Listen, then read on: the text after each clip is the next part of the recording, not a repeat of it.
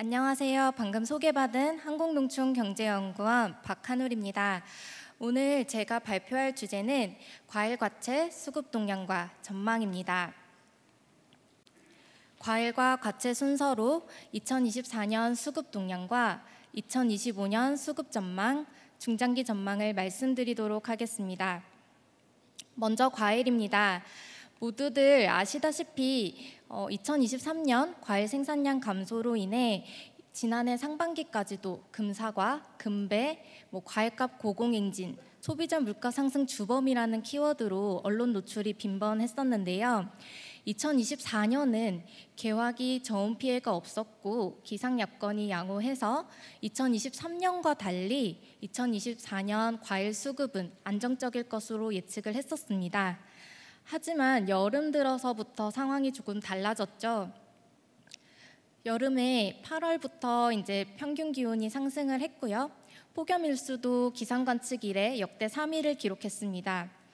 그리고 9월에도 평균 기온이 역대 최대치를 경신하면서 과수 전체적으로 착색이 지연되고 과비대가 부진한 영향으로 인해서 저희가 당초 예상했던 것과는 달리 단수 증가폭이 축소됐었습니다. 그리고 일부 품목에서는 열과 피해도 크게 발생을 했었습니다.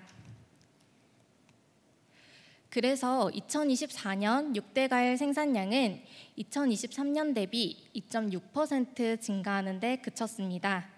품목별로 보시면 사과와 포도 같은 경우는 재배 면적이 감소했지만 단수가 증가해서 생산량이 늘었고요. 복숭아와 단감은 재배 면적과 단수가 늘어 생산량이 2023년보다 증가했습니다.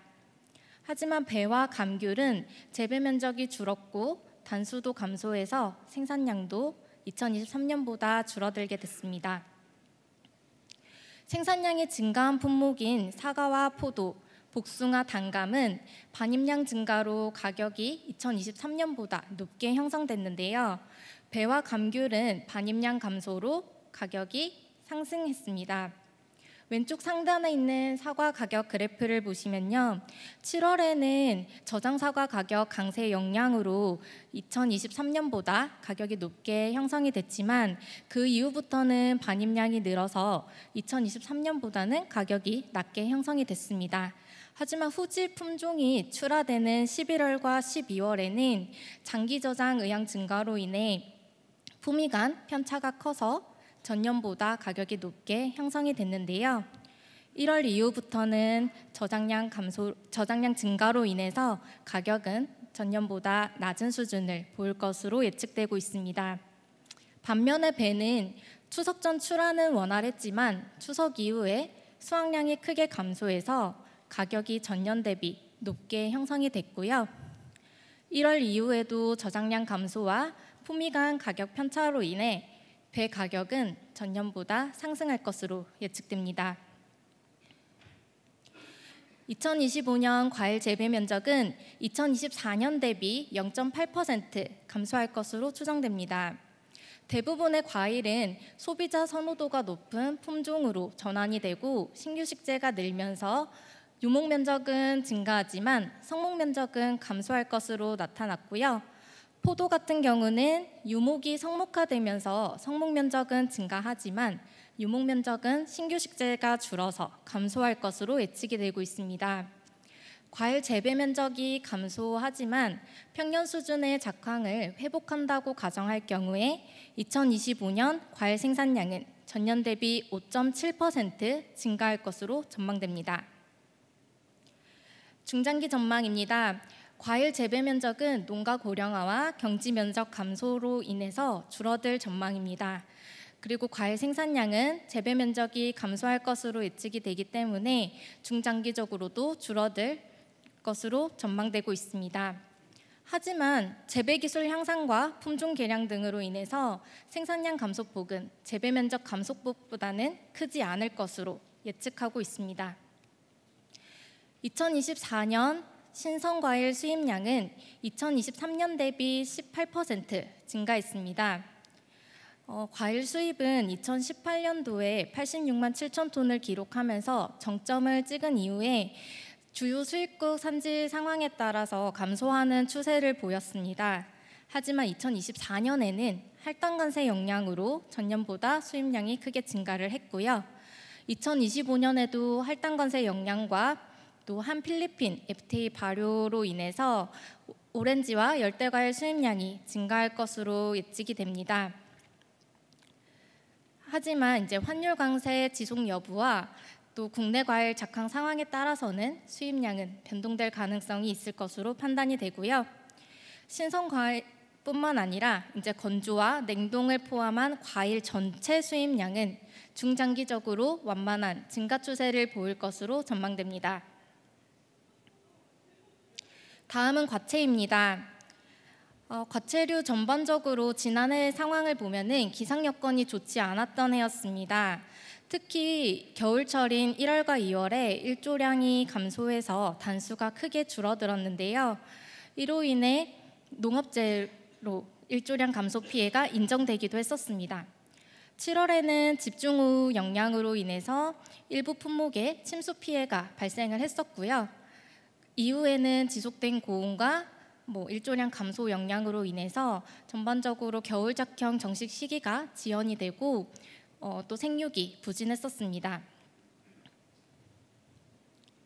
2023년 출하기 가격 상승 영향으로 2024년 재배 면적이 증가한 품목은 딸기와 오이, 토마토, 호박입니다. 이 중에서도 딸기, 토마토는 재배 면적이 증가했지만 단수가 감소해서 생산량이 2023년보다 줄어든 것으로 추정이 되고 있고요. 오이와 호박은 단수는 줄었지만 재배 면적이 증가해서 생산량도 는 것으로 추정되었습니다. 수박과 참외, 풋고추, 파프리카는 농가 고령화와 작목 전환으로 인해서 재배 면적이 감소했고요. 기상 여건 악화로 단수가 줄어서 생산량도 줄어든 것으로 추정되었습니다.